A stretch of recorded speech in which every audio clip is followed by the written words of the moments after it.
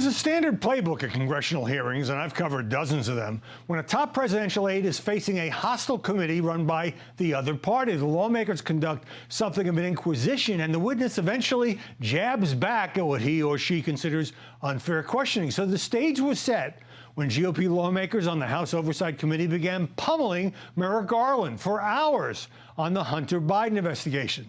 But if the Attorney General was used as a punching bag, he did not punch back. Instead, he repeated the same basic answer over and over and over again. He had named David Weiss, a Delaware federal prosecutor who had been running the investigation, as special counsel and stayed out of it.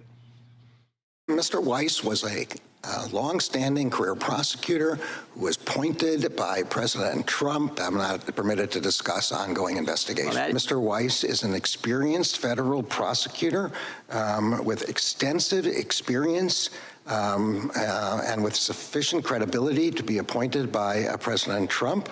I just have no grounds for interfering. Mr. Weiss did not have to report to anybody. He was the supervisor and decision maker in these matters.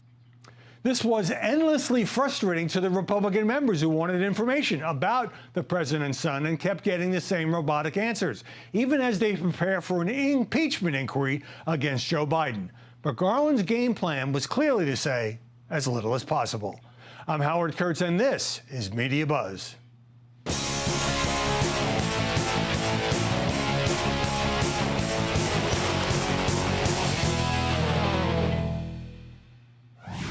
While some Democrats called the hearing a circus, Jim Jordan and his fellow Republicans came on strong from the opening gavel. The fix is in. There's one investigation protecting President Biden. There's another one attacking President Trump. I am not the president's lawyer. I will add, I am not Congress's prosecutor. You've got the president bringing Hunter Biden around to state dinners. Has anyone told him to knock it off? No one that I know of has spoken to the White House about the Hunter Biden case. I'm not asking for the excuses. I'm asking whether you're aware of that fact, sir. I'm going to say again.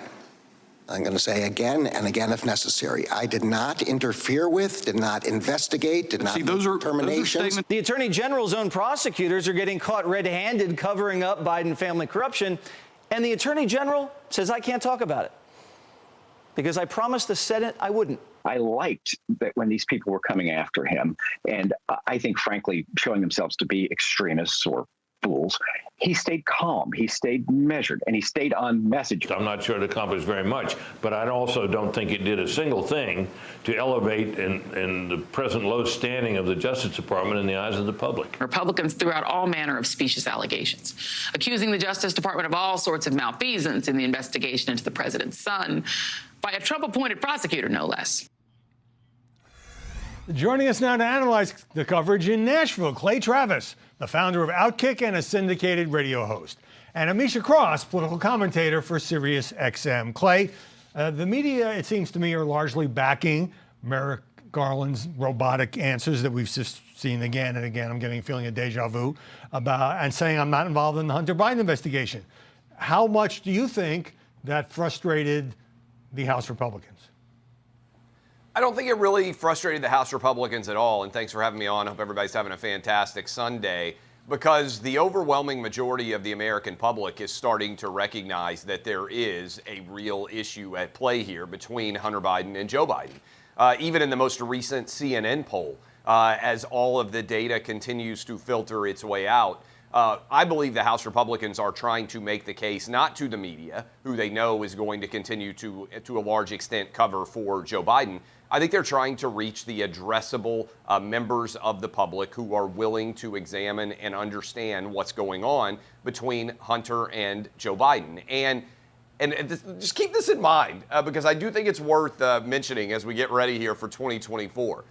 Joe Biden's Department of Justice is trying to put his chief political rival, the man Donald Trump, who may well be the nominee for the Republican Party, in prison for the rest of his life, while arguing that the reason they are doing that is because they care about democracy. And simultaneously, the president's own son, Hunter Biden, is essentially escaping all consequences for his behavior. And I'll just hammer this home.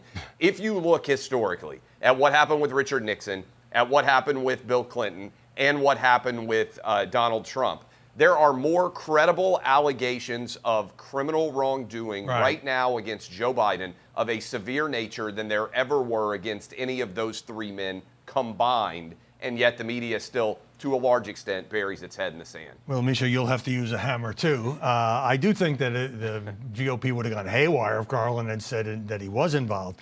But for all the things that Clay just rattled off, we can get into it in more detail in a couple moments, was there anything in this hearing that gave them more ammunition to show anything about Hunter Biden and his father, the president, or at the time of many of these events, the vice president? Absolutely not. And I think that that was one of the smartest moves that Merrick Garland actually did. He was tempered. He didn't allow them to knock him off of his square. He kept repeating the same thing over and over, partially because he cannot talk about an ongoing investigation. Many of the people who are questioning them are lawyers. They fundamentally know that he can as well. But beyond that, I think that the most important thing here is that the smoking gun that Republicans have been trying to get over and over to draw this link between Hunter Biden and Joe Biden and the Biden crime family of criminality just has not been proven. And it wasn't something that was going to come out during that hearing either. This was a large waste of the American people's time. This turned out to, moreover, be something that was essentially a Republican campaign mantra more than it was anything else. It was a rallying of the base. They were saying things that they've said thousands of times in conservative media networks, in conservative outlets, be it whether it's radio, podcast, or print. And that's essentially what they were attacking him with. And he was not taking the bait. Well, Clay, the Republicans can rightfully argue that there are a lot of unanswered questions here about Hunter Biden, his father, the allegations by the two IRS whistleblowers. But if Merrick Garland had refused to make David Weiss a special counsel or had brought in his own guy as special counsel, wouldn't he have been eviscerated over that? Probably, and the reason he'd be eviscerated is because there should have been charges brought years ago against Hunter Biden. I mean, just think about how much we know about Hunter Biden. The FBI has had the Hunter Biden laptop and known it's 100% real since December of 2019. We're almost to December of 2023, and the only thing they've charged him with is a relatively minor gun violation. He didn't pay taxes in 2014, 2015, 2016, 2017, 2018. I don't know about you guys or anybody out there watching. If I didn't pay taxes for 5 years in a row and I owed millions of dollars, I don't think the federal government would say, oh, we'll just forgive you. This is no big deal. There's no challenge or charges being brought against you here at all. I'd come visit you in jail. And I think I'd come visiting you in jail. Yeah, no, they would have taken me out in handcuffs after 1 year. When I took over for Rush Limbaugh's radio show, they said you better have the most pristine tax return in the history of mankind because he got audited every year his entire radio career. And so, look, 5 years of not paying taxes, millions of dollars in not paid taxes. Oh, by the way, hidden money that was funneled through all sorts of wild different bank accounts. 9 different members of the Biden crime family making money from China, from Russia, from all different sorts of Ukraine interest out there. Yeah, those are all legitimate. And suddenly there's no charges at all. Right. Yeah, this should have happened a long time ago. Just to remind the viewers, first of all, it has dragged on way too long, 5 years. Secondly, he was charged, but there was a plea bargain, a sweetheart deal, no jail time. That fell apart. And now David Weiss, the new special counsel, has charged him with the 3 gun offenses. But Ameshia, still nothing on the taxes. Right. Well, have they gotten Donald Trump on his taxes? There's a lot of conversation here about taxes, but I don't hear from the right anything about Donald Trump, who didn't pay multi-years in taxes and lied on his returns multiple times over. So they got 10 everybody's years. got to talk about it. They got 10 years of Donald Trump's tax returns that everybody was able to review after fighting for them for years, and basically said there's no charges there. And Trump was charged for a bookkeeping error in New York City that they're trying to bump from a misdemeanor to a felony. So Trump has already been held more accountable for much less of a severe criminal charge. Bookkeeping is an interesting adjective for what he's charged with in New York. Right, but at the same time, when you're in New York City, it is a bookkeeping charge. When you're in the real estate business, there are a lot of very legitimate deductions that you can take to get your tax bill down, in some cases to zero. Clay, by playing defense to what he did Garland do anything, to raise Britt Hume's question, to restore the confidence of millions of Americans who do believe that the Justice Department has become a partisan tool of the Biden administration? No.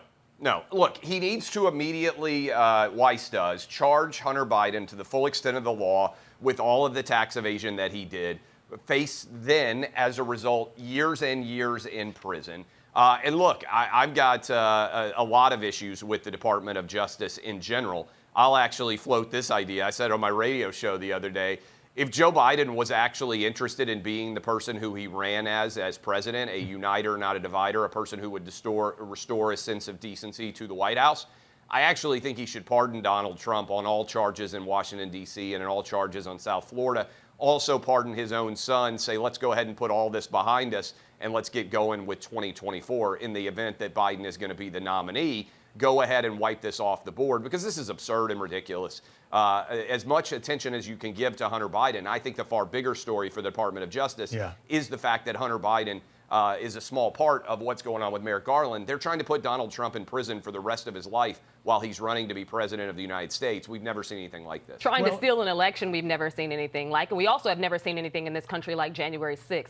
It would be completely ignorant for anyone to try to downplay both of those incidents or the fact that there was a sitting, I let you talk. There was a sitting U.S. president who was calling into state offices across the country trying to nullify the votes of everyday Americans. A sitting U.S. president who got on Twitter, formerly known as Twitter X, and was tweeting essentially calling out the names of poll workers and essentially putting a target on their backs. Clay, there is no amount of a pardon that should come for a former president who, one, did not act like a president, and two, did not uphold the values of our democracy. Clay, I'll let you respond in a second. If there were to be a pardon, just a minute, if there were to be a pardon, it would probably come after a trial. But let me ask you this, because the other day, the Department of Justice, as you know, brought an indictment against New Jersey Senator Bob Menendez. It's gotten a lot of media attention.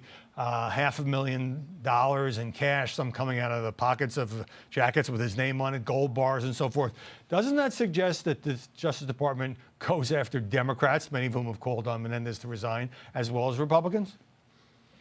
No, because Menendez has no actual power. If he steps down, they'll just appoint a better senator in New Jersey to represent the state of New Jersey, as the governor has already asked. He was the Foreign Relations Committee been on trial once. And, well, he stepped down from that. Does it matter? And let me just point this out. You know what Robert Menendez's wife did? The exact same thing that Hunter Biden did. She was the bag man.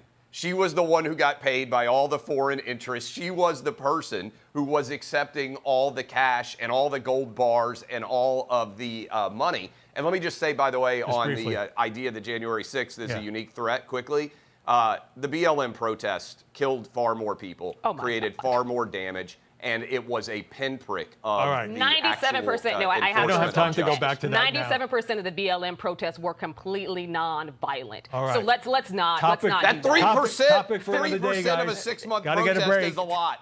Ahead, how Donald Trump has recast the emotional debate about abortion. But when we come back, the fight within the Republican Party that could lead to a government shutdown. Hey everyone, I'm Emily Campagno. Catch me and my co-hosts Harris Faulkner and Kaylee McEnany on Outnumbered every weekday at 12 p.m. Eastern, or set your DVR. Also, don't forget to subscribe to the Fox News YouTube page for daily highlights.